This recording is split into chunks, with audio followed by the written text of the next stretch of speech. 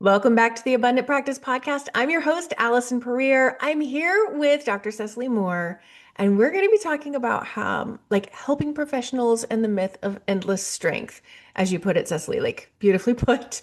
So first, thank you so much for being here. I'm really excited to have this conversation and your expertise. So, hi.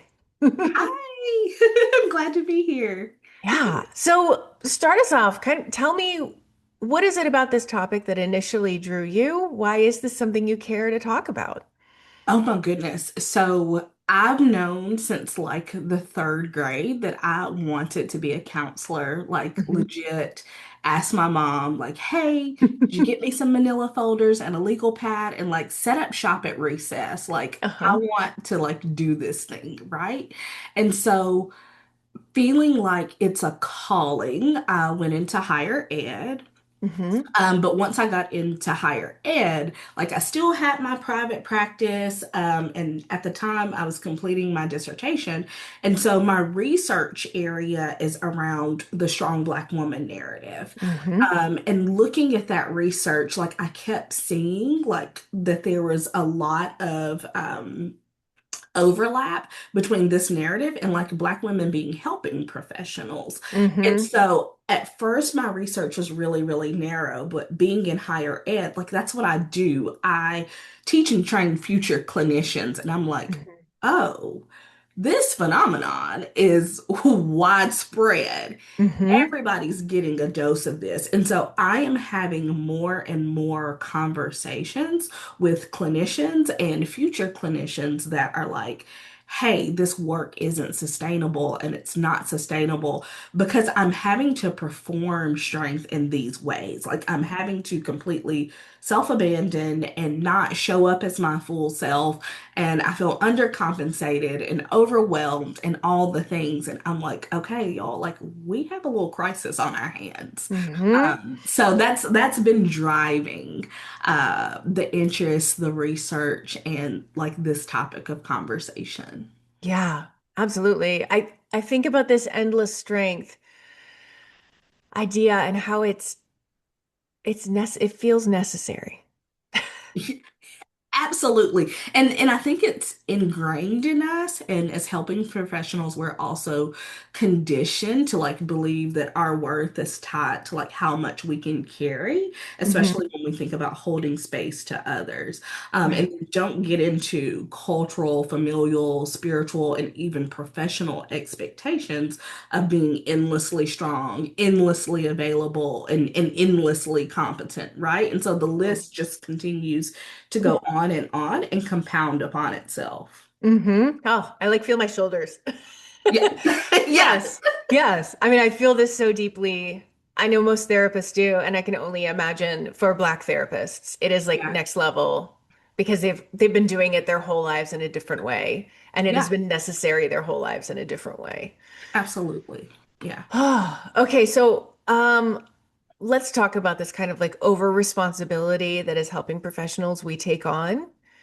Um, Because I mean, I'll go ahead and say, because it's probably going to come in our conversation, this over responsibility is not, um, it doesn't equal great clinical care in the way we fool ourselves into believing. Absolutely. And truthfully, I think that's what drew me to be a listener to your podcast because I was like, oh, you're talking about leaving agency work. What is this about? And so I know that as an academic and someone being in higher ed, I have a perspective that's counterculture. Like I'm telling my advisees, hey, like this is a quick path to burnout and like here are some of these signs, right? And it's unfortunate that the educational model hasn't caught up. I feel like we're behind in a lot of ways. Mhm. And especially folks with marginalized identities, they feel the double whammy of Yeah. that, right? And so, one, our field has to catch up, but also the educational system has to catch up because we are literally conditioning folks to walk into a profession of burnout, but also like they're getting burnt out prior to even becoming independently licensed. Like I'm seeing students that are experiencing burnout in practicum and internship. Right.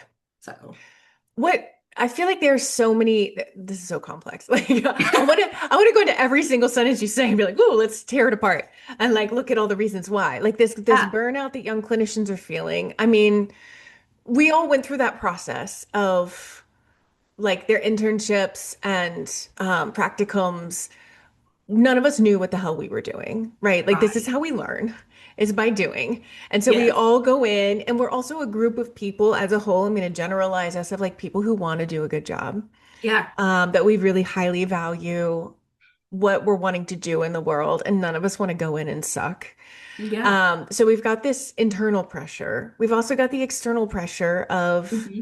supervisors, which is also external support. Yes. But there, depending on your supervisor, sometimes it feels more like pressure than support. Just depends. Um, I also think about like, so I'm Gen X. Hmm. So I grew up with a lot of like, well, yeah, you suck it up and you do the thing. Like Yeah. that was the culture that I grew up in, which is different from the way I'm raising my kids. Right. Right. Yeah. And my kids have a real hard time with things that are uncomfortable at an Hmm. age where I was like, well, yeah, you just gotta suck it Suck up. it up. Keep Yeah. yourself up by your bootstraps, right? Yeah. Yeah. And so like Absolutely. there's this middle ground that I think we're missing in terms of resiliency and being able to manage uncomfortable feelings that I Yeah. think necessitates more therapists in the world. But when those Absolutely. therapists also struggle with it, it's hard to get them out into the world in a place Hmm. where they're building caseloads that really work for them and it's Yeah. sustainable. Because if you have to go through the fire to get there, Hmm. like not everybody's going to make it through. And maybe that's Yeah. okay. I don't know. I don't know. Yeah, well, and I think about the idea of gatekeeping, right? But is it really gatekeeping when you're just kind of like throwing people to the wolves, right? Right. Like trial by fire, Right. knowing that they don't necessarily have the capacity to like navigate those waters, and especially being an educator, being a gatekeeper, being a clinical supervisor, like all of Hmm. these things. What am I doing to like help people develop that self-awareness around Right. like who they are and how they are, and like best suited clients, best suited populations to work with? Where's your sweet spot? Where's your zone of genius? And that's just not things that I feel like we're talking about in the educational landscape. Like I learned Hmm. those things through like business development coaching, like those Hmm. sort of things, right? And so I joke with students all the time, and I'm like, chapter 7 is not going to teach you anything.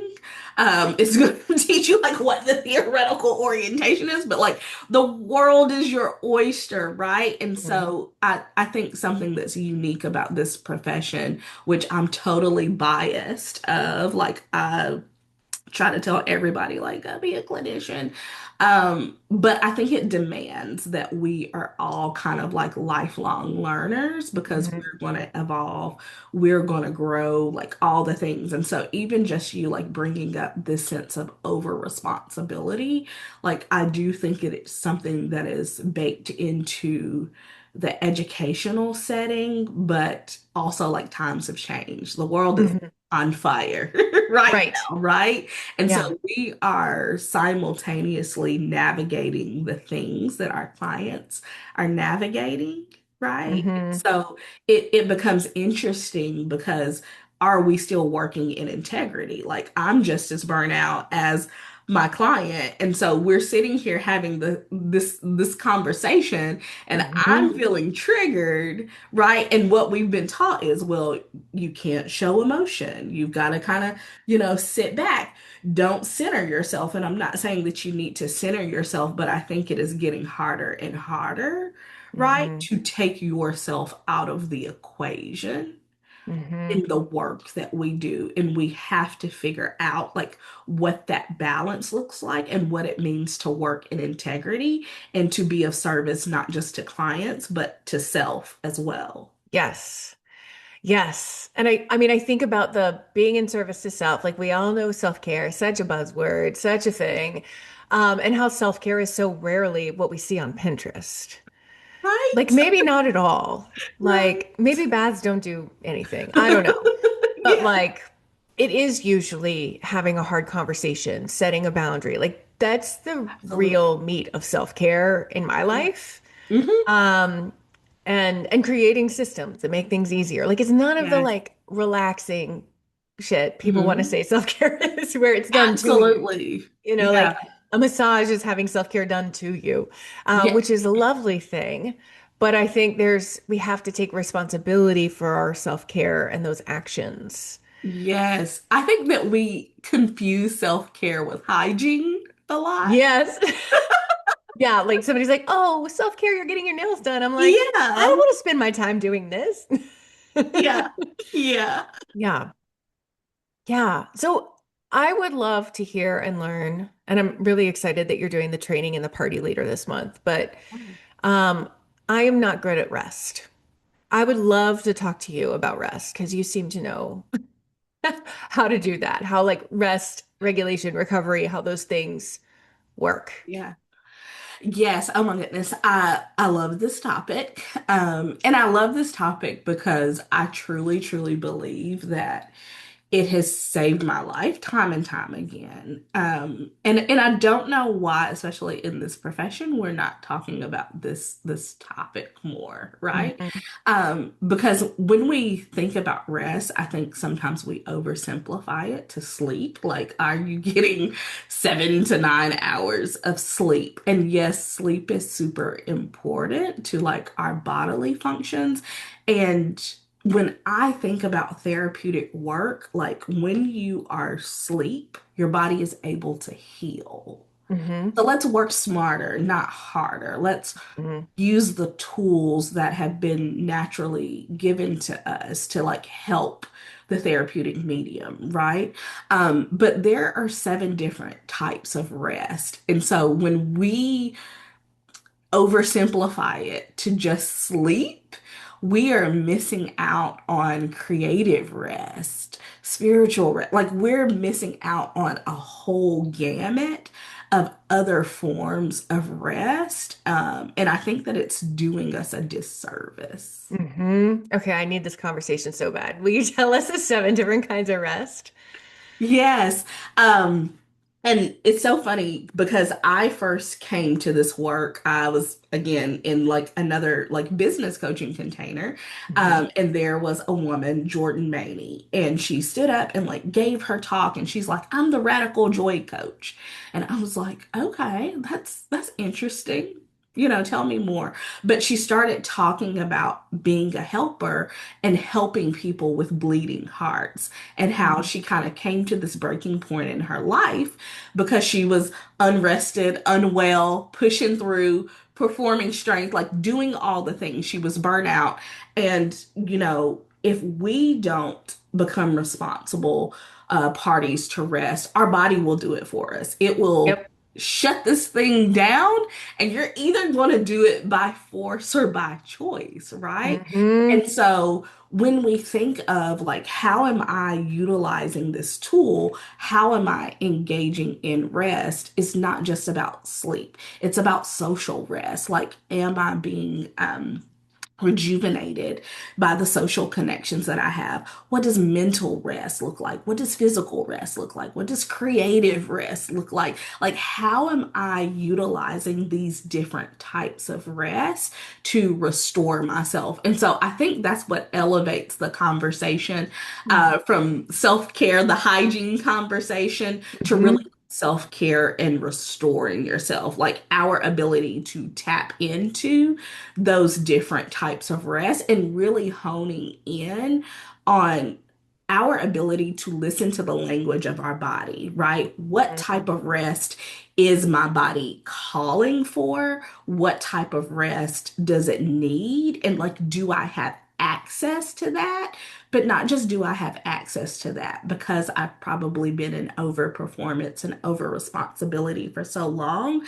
Does this type of rest even feel safe for me? Hmm. And Ooh, that just got me. I don't know why that got me so hard. But Okay. I think it's something that we struggle with. I think, as clinicians, we talk about like deep breathing, and that's not the Mhm. sexy shit of Right. therapy, right? Nobody wants to slow down Hmm. and take a few deep breaths. But when we think about rest and connection to our body, like I think we can do a better job of like teaching people what the breath does and how restorative it is, and like doing a better job educating, because without that information, we don't truly understand the function of rest. Hmm. So how do we build that insight to know which kind of rest our body's asking for? Because as you say that, I'm like, well, I don't know. I would like to have some more insight there. I think there's a couple of things, right? Not all of us have the privilege and luxury to slow down. There are things that are one competing for our attention. Our life may be chaotic, right? But I always call it listening to the language of your body, right? Like, are you creating that intentional time to hear the warnings, the messages that are coming from your body? Like, you live in this body every day, so you need to be in right relationship with Mhm. your vessel, right? Unfortunately, for some people, it will be a catalyst moment. It will be a health related concern. It will be, in my work, I see this a lot, like a job layoff or someone getting fired. And so you have to do this identity work, and they're like, I don't know what to do with myself. My identity was built around my job. And Mhm. so one, if you can't access it, life is going to teach you a lesson. I'm a firm believer of that. But I Yes. also think one of the most accessible, low barriers to entry is like reading about rest. Hmm. Trisha Hersey wrote Rest is Resistance. Dr. Sandra Dalton, she's wrote a book on the 7 types of rest. So like if it's a thing that you like know I need, but I'm not really for sure where to start, like become a student of Hmm. that thing, right? Yes. I love that. Yeah, because a lot of us therapists love to learn, right? Yeah. And so we can sometimes put off actually doing by learning. And when I Yeah, say sometimes, I mean like almost all of us all the time. most of the time. So this is at least like if you're reading about it, you're Yeah. starting to integrate this into the way you think about rest, the way you think about your own rest, your client's rest, all of it. Absolutely, absolutely. Yeah. And it's so funny because while I was doing my dissertation research, like I went on a mission to figure out like how Black women unlearn the strong Black woman narrative. Like, what are the Hmm. things that you've done to unlearn this narrative, but also redefine like Black womanhood for yourself, right? Hmm. And most of the people, helping professionals, Hmm. right? And when I think about this idea of like chronic strength and like pushing through, most of the people had come to this catalyst moment, this health related concern, becoming a parent, like all of these major life transitions that Hmm. kind of force them into reevaluating and Yep. looking at their relationship to work, but relationship to rest really differently. And Hmm. what most people said in that research was they started out by reading, like they didn't know where or how to access the information, but reading was the most accessible thing. And as someone who's an academic, I was like, duh, why didn't I ever think of that? Like it made so much sense, and it clicked for me when I heard other people talk about it. Yeah, yeah. And it's you can we can use our like intellectualize our brains, right? And then start to consider it instead of it being like, I am now a project and I Yes. have to learn to rest Yes. and pulling it from thin air and feeling like you're doing it wrong. Because I think Yes. like I kind of joke, half joke that I rest like a shark, like I have to be moving. I Yeah. am not like the when I think of physical rest and I always Mhm. think of like sitting down scrolling my phone or Mm. something or like laying around, which like my body doesn't like to do. I've got too much energy for Yeah. that. Yeah. I do need physical rest and I Yeah. sleep like a Yeah. baby, but the way that I have been like, oh, I really should be resting, like all the Yeah. shoulds I have around it don't actually Yeah. work to restore me. Absolutely, absolutely.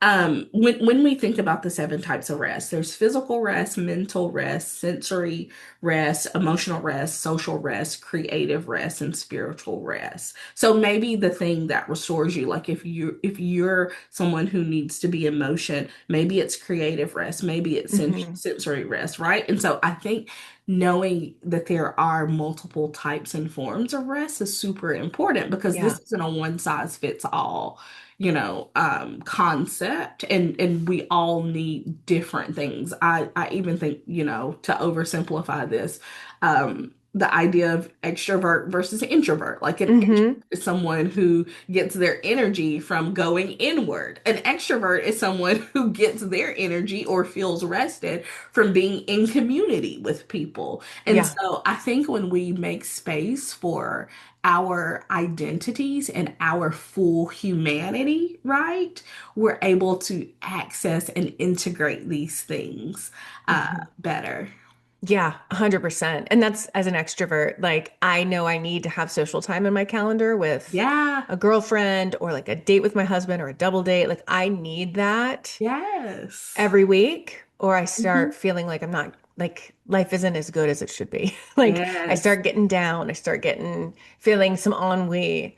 Yeah. Um, and I hadn't thought about how much I actually probably need sensory rest. And I'm getting it because I have an amazing app that keeps me off my phone. Yeah. And if I like, I have felt that more lately as I've been using this app. Yeah. So, Yeah. yeah, I love amazing. that. So, we don't need to perform strength. No. Um, if we use the energy that we're spending performing strength, actually resting, Mhm. like thinking about the kind of rest we might need, Yes. that's actually restorative for us individually, because like you said, it's different for you than it is for me than for the person listening right now. Um, then like we can come from a really different place in our lives and clinically and all of it. Yeah. Um, I was just writing about how like the more depleted I am, the more likely I am to say yes to things, whether that's clinical boundaries, like, or not clinical, but like business boundaries. Like, yeah, Yeah. I'll squeeze you in during my lunch break. Like when I'm restored, there's no effing way No anybody's coming way. into my lunch break. But when I'm juggling too many things and it's just gonna be easier to say yes, Hmm. then I do that at work, I do that at home. And it's Yes. like it's a spiral, it's a downward spiral. Yeah. So I know a lot of us have spent time in that spiral this year and would love for us Absolutely. to extract ourselves from said spiral. Yeah, yeah. I try to tell students, especially because they're entering the field, like the way that you show up in practicum and internship is kind of setting the stage for your relationship to work, right? Mm, So if you hmm. have poor boundaries, poor time management, like that is your introduction into the mental health field. And unfortunately, you're entering a field where people already have those types of problems, right? Hmm. And so we talk about ways to like really implement and prevent the breakdown, right? What does a micro rest practice look like during your work day? We Hmm. practice boundary rehearsals. We talk about what regulation looks and feels like. We work really hard to release the fixer identity, Hmm. right? Yeah. And we try to choose work that matches our capacity, and then separate self-worth from productivity. Hmm. Wow. I wish you'd been my teacher. You're a good professor. I'm like, we had none of those conversations when I was coming up. So Yeah. I wish we had. Yeah. I mean, I'm so glad that I have another hour with you to like flesh this stuff out even more. So thank you so much for your time today. For folks in the party, make sure you don't miss this training. And if you're not in the party and you want to come, join us up in the Abundance Party. We'd love to have you. Yeah. Thank you so much, Cecily. Thank you.